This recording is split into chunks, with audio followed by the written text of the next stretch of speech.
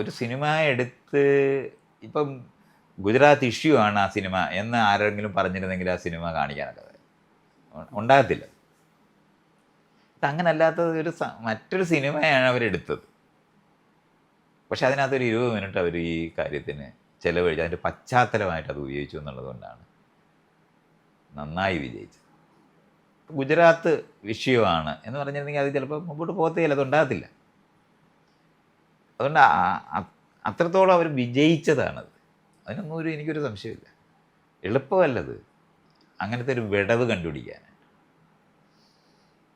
ഇപ്പം അവരത് ഉദ്ദേശിച്ചിട്ടില്ലെന്ന് പറയാനും പോലും അവർക്ക് പറ്റും. കാരണം പശ്ചാത്തലം മാത്രമാണ്.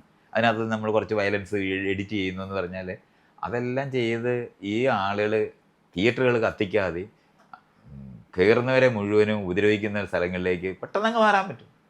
കലാപം എല്ലായിടവും ഉണ്ടാക്കാൻ പറ്റും ഇതിൻ്റെ പേരിൽ.